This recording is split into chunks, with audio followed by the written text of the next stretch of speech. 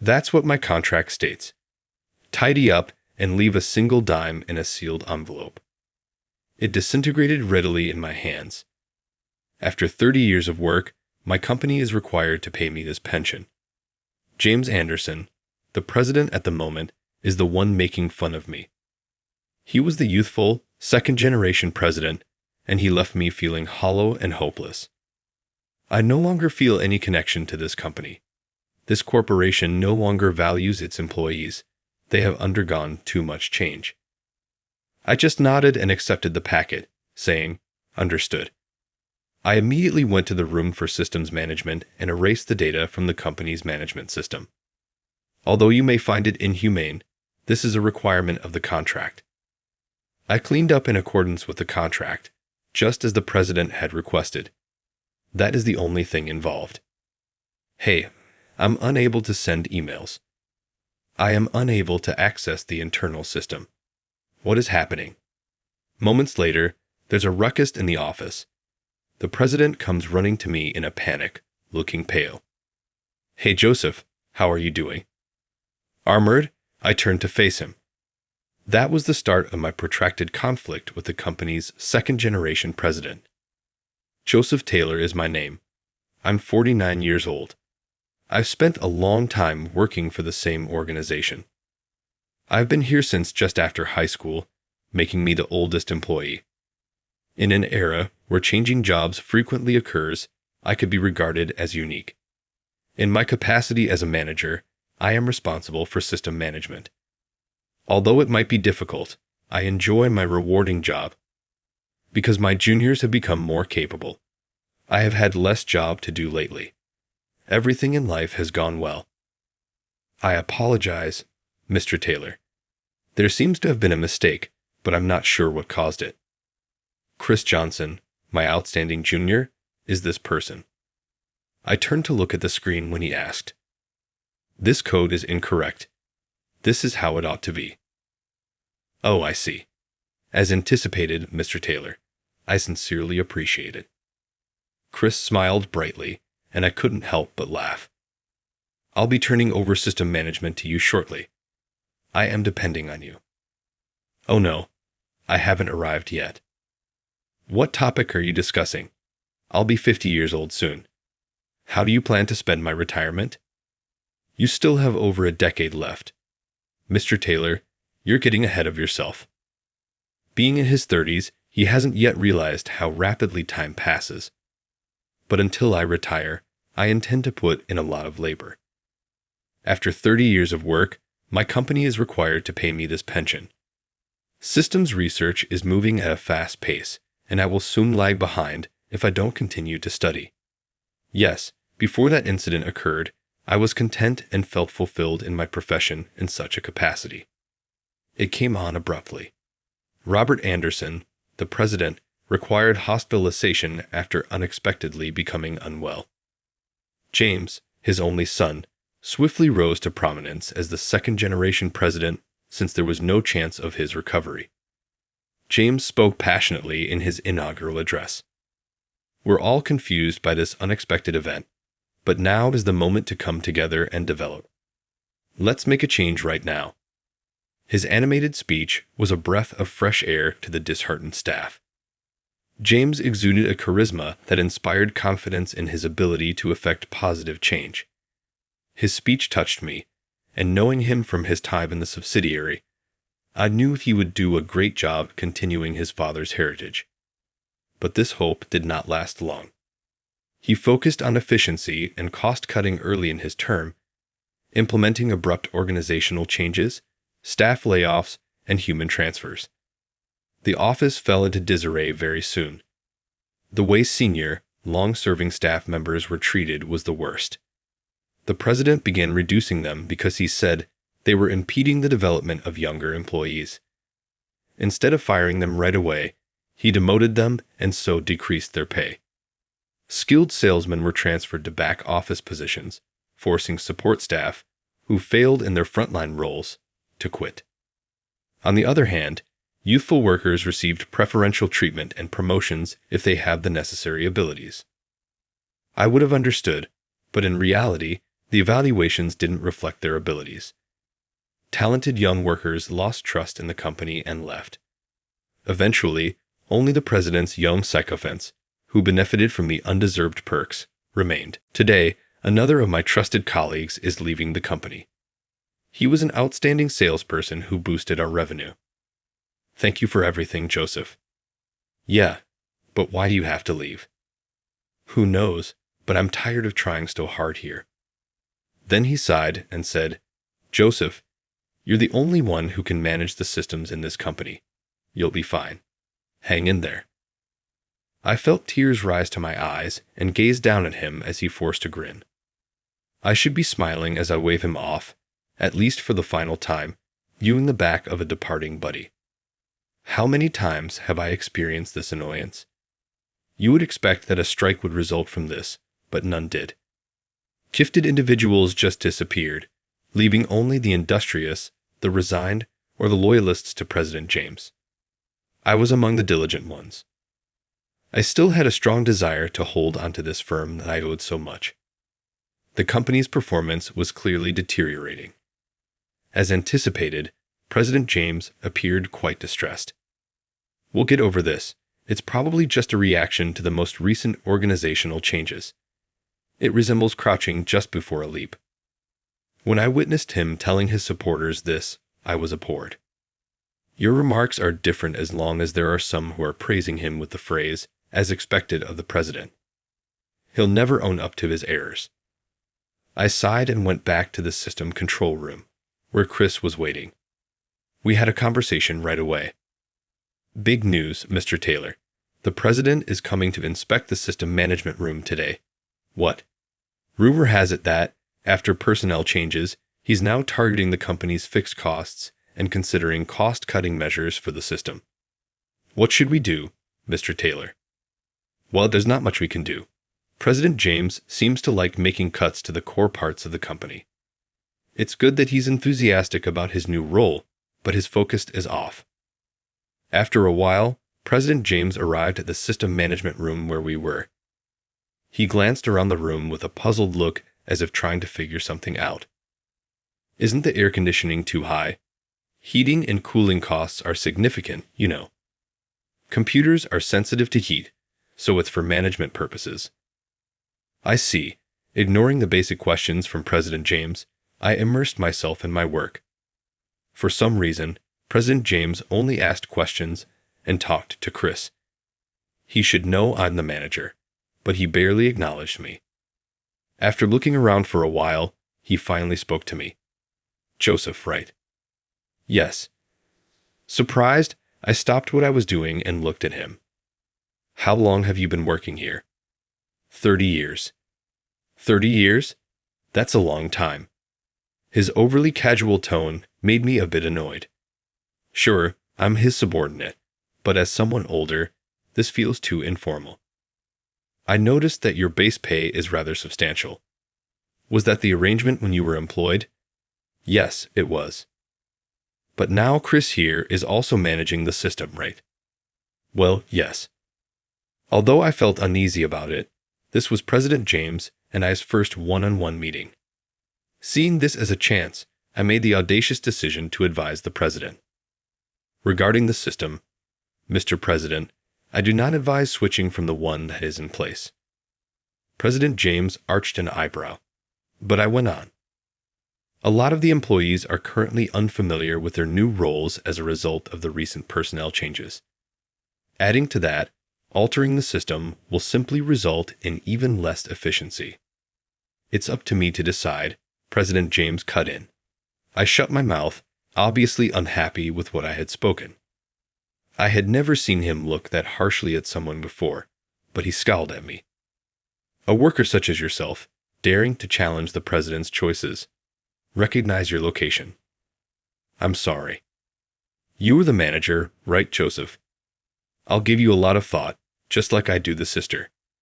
He made a snide comment before leaving. Chris sighed in relief, having been watching our encounter with nervousness. I started to get a chilly sweat. You're incredible, Mr. Taylor. I'm sorry for creating an awkward atmosphere, Chris. No, it doesn't bother me. Your viewpoint makes great sense, in my opinion, but the president was incredibly annoying. How does he think? Probably nothing good. I scowled and gave it some thought. Chris and I then made the decision to talk about our future intentions. When I was summoned to the president's office a month later, President James broke some startling news. What did you say? I expressed my gratitude for your diligence. President James really said that I was being fired. You may now relax. He handed me a small packet and grinned, explaining that it was for business, not personal, reasons. This is your employer pension. Receiving a cheap-looking envelope instead of a bank transfer gave me a bad feeling. Still processing the information, I took the envelope and peeked inside, noticing it wasn't even sealed. Inside was a single dime, a copper coin. Mr. President, this isn't funny, even as a joke. Of course not.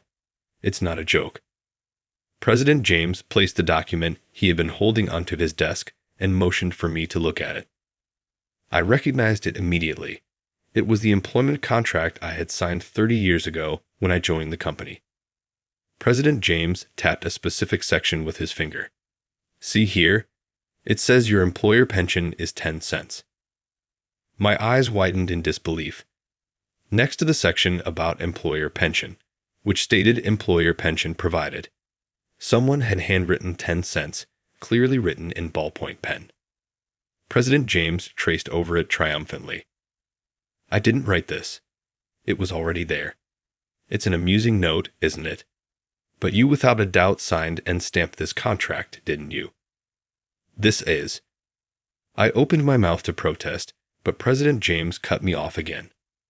It's according to the contract. Clean up and leave. His expression told me that arguing was futile. I was probably marked for some time. I represented the kind of long-serving employee President James wanted to push out. The reason I hadn't been targeted yet was because I managed most of the company's systems. However, after his last inspection of the system management room, he must have decided that Chris was capable enough. It's also easy to guess that my advice back then hit a nerve. What a childish and narrow-minded president. A company with a president like this has no future. The faces of my colleagues who were forced to leave before me came to mind. I understood. I smiled and left the president's office.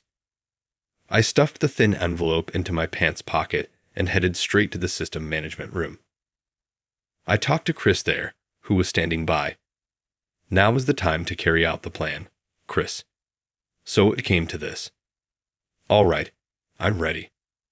Chris and I took a seat at our PCs and erased every management system in the organization. Building a system is difficult, but it can be dismantled quickly.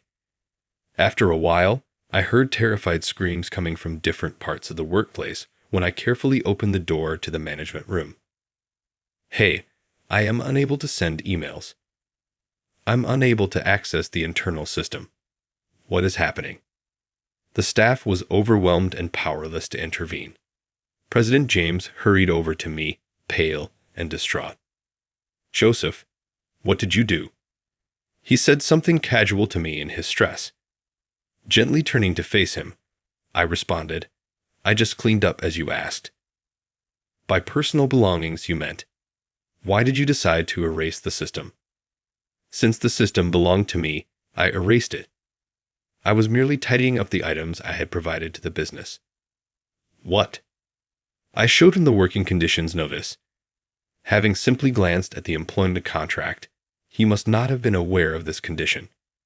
It was made very explicit in the document that I was lending the system, that my income covered the loan, and that I would return the system when I resigned. What is this document?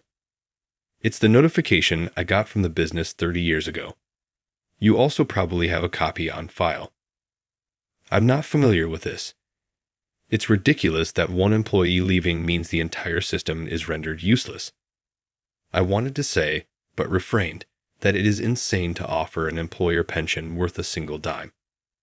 If you cancel my dismissal, I'll return both the system and this dime. Chris, restore the system immediately. President James yelled at Chris as he pushed my hand away from the packet I had given him.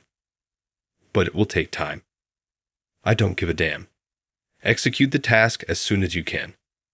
Yes, Chris, he replied as he obeyed instructions and started to fix the system. After exchanging a quick glance with him, I departed from the system management room where I had spent so many years working. I quietly stoked a fierce determination to oppose President James. A few days later, while I was relaxing at home, my phone rang. When I looked at the screen, it was the main number from my former company. I answered and heard President James's defeated voice. "Joseph, we're in trouble. Chris is struggling to restore the system, and no work is getting done." These past few days included the weekend, so President James must have assumed the system would be fixed by now. But it wasn't, and the system was still down. On the first day back to work, despite having addressed me informally before, he now humbly sought my help, which almost made me laugh. "So, what do you expect me, an outsider, to do?" "Let us buy the system from you. I'll pay $100,000. "No. $200,000. I couldn't help but laugh at the offer. President James really didn't understand the market value. "Are you joking, President? That amount is peanuts for buying that system." "Peanuts? Then how much do you want?" $1 million. $1 million. His voice cracked, and I was more amused than anything. Even $1 million is a bargain for that system. "What are you talking about? That's more than the employer pension." "Well, it was just 10 cents. "That's not what I meant." Realizing it was time to stop messing with him, I straightened up and addressed President James seriously. "President, I'm serious. If you don't buy it for $1 million, you won't get the system, and I won't help Chris either. This is a disaster. Our work is already behind, and if this goes on any longer..." A long silence followed.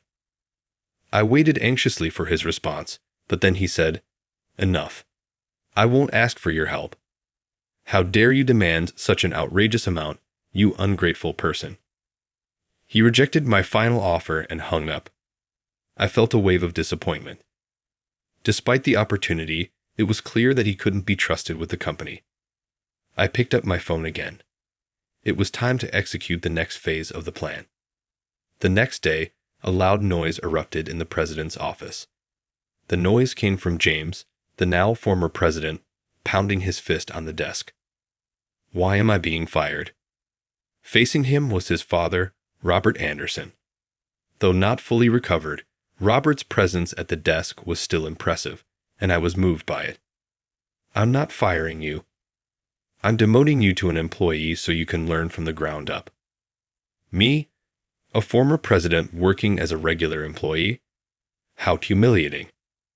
Humiliating is the chaos you cause within the company, bringing it to the brink. This time, Robert slammed his hand on the desk. James, who had been leaning forward, quickly straightened up. Robert reprimanded him with a voice full of authority. "I was a fool to trust your reports. I warned you not to meddle with personnel, yet you forced out so many trusted people, including Joseph." At this, James glared at me. Indeed, I had devised and executed several plans to address the situation. James's reckless actions had been unbearable. Feeling guilty for bothering the former President Robert during his hospitalization, I had reported the current state of affairs to him. Robert had trusted James' reports without question and felt at ease. However, when he saw my report, he was shocked and realized the gravity of the situation. Deciding to return to the company, it pained me to see him push himself when he was still in need of treatment. But when he said, "I'm glad you reported this, Joseph. My foolish son would have destroyed the company I built," I knew I had done the right thing. Chris and I then devised a plan to change the current situation. We knew that if things continued, I would likely be forced out too, so we decided to make the management system unusable to put pressure on James and other unresponsive employees. This was the only form of resistance we could mount as the systems department. As expected, once the system went down, chaos ensued. James couldn't handle the situation, and even his supporters began to lose faith. The hardworking employees finally spoke up. Resign. Bring back President Robert. For the first time, James faced protest from the employees and was brought before the board. They criticized him for forcing out many talented employees. While it was good to bring in younger staff, the treatment of those who had contributed for so long was appalling. The poor handling of the system trouble within the company was also discussed. The topic of buying my system was brought up. If we can use that system permanently for $1 million, it's a bargain. Why didn't the president buy it? It would take an enormous amount of time and money to rebuild it from scratch. Hearing the employees' trust and affection for the current system warmed my heart. I felt proud that all my hard work in developing the system had paid off. After the board meeting, James was demoted in the president's office. He finally accepted Robert's words with his head down, and prompted, he reluctantly apologized to me. "I'm sorry, Joseph," he said, though he still seemed dissatisfied. I simply replied, "Yeah." Robert, having witnessed our exchange, spoke to me. "I'm sorry for all the trouble. Will you really come back to this company?" Seeing his anxious expression, I smiled. "Yes, as long as you stand as the president, of course." "Thank you. Should we go ahead and pay the $1 million for the system as you suggested?" "That's not necessary. I've already received so much from you," I said. "I see, Robert," and I laughed together. James watched us with a puzzled look on his face. "I'm glad everything worked out, Mr. Taylor. I was really nervous about how it would turn out. You went through a lot, Chris, and you were stuck working through the weekend. I'm sorry about that. If it means making the company a better place, I'd give up my weekends any time. Besides, all I did was pretend I couldn't fix the system." I was back in the system management room with Chris, the key player in this operation. As a technician who had worked under me for so long, he could have easily fixed the system quickly. His outstanding acting was crucial to resolving this situation. Reflecting on the recent events, Chris remarked with deep emotion, "But James was terrible, wasn't he? Offering you a 10-cent employer pension and even faking documents." When he said that, I couldn't help but mutter, "Actually, there's something you should know. The handwritten 10 cents was something I wrote in the contract myself." "What? What do you mean?" With Chris's curiosity piqued, I decided to share an old story with him. It was a story I had never told anyone before, about my younger self and the young president. Back in the day, I was a recluse during middle and high school. I couldn't fit in at school and had trouble communicating. I shut myself in my room and immersed myself in system development, tinkering with my beloved computer. I created original source codes and built my own systems. Robert, my father's friend, heard about my work. He recognized my abilities and offered me a job as a system manager at his company. For someone like me who had been isolated in my room for years, having someone value my creations meant the world. Moreover, he offered me a salary well above average for a high school graduate. Even though I was out of touch with the world, I knew that the amount he was offering was unusually high. I told him I couldn't accept that much, but Robert shook his head. "This is still cheap. Our company is just starting, and this is all we can afford now. But we will increase it with raises. This system is that valuable." I took the job contract in an immature, impetuous moment and wrote something on it with a ballpoint pen. I put 10 cents next to the term employer pension. Robert's gaze expanded. 10 cents. 10 cents is acceptable. I feel bad taking extra money when I leave because I am paid so much every month.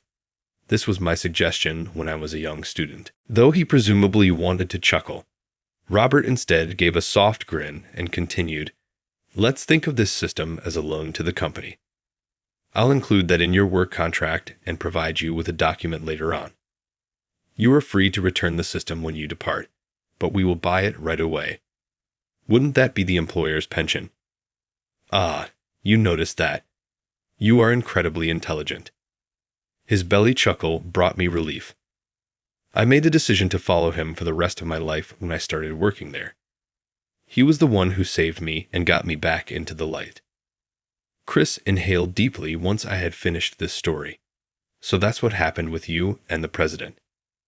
Yeah, but I never expected that contract to resurface because of James. Speaking of James, he quit the company not long afterward because he could not bear to be an ordinary employee after serving as president. Along with a friend, he founded his own business, but Robert pointed out that they were having financial difficulties and that things didn't seem to be going well. Robert had numerous obstacles even when he recovered completely and returned. I hoped James would not disturb his dad anymore. Robert said forcefully, "I have to throw him into the valley, just like the lion did." James seemed so driven that I had a sneaking suspicion he wouldn't accept assistance even if he ever asked for it. He had, after all, made the decision to quit the company first.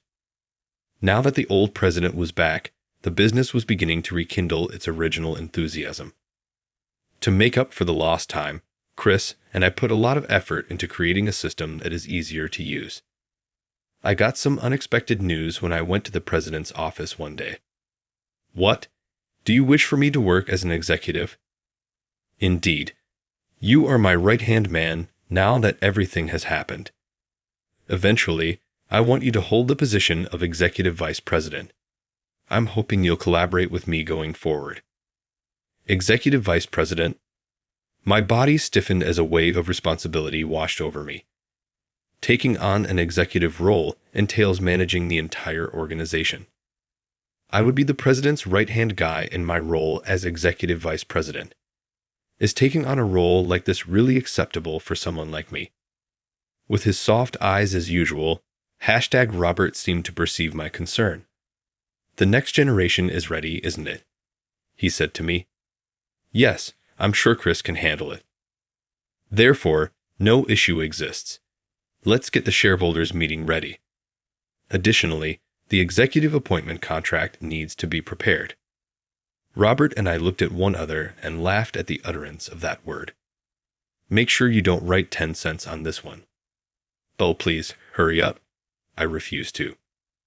Warmth filled the room as we laughed together. Could I, as an executive, bring back my sad-looking colleagues? I felt hopeful when I left the president's office after having that notion. I was really happy that I had defended this company at the time. I was able to come out of my private life and find happiness under the open sky thanks to this company. Although a contract is merely a piece of paper, it connects people, not just myself in the future, but also other people, through time. I'm moving forward for the first time, feeling a fresh breeze.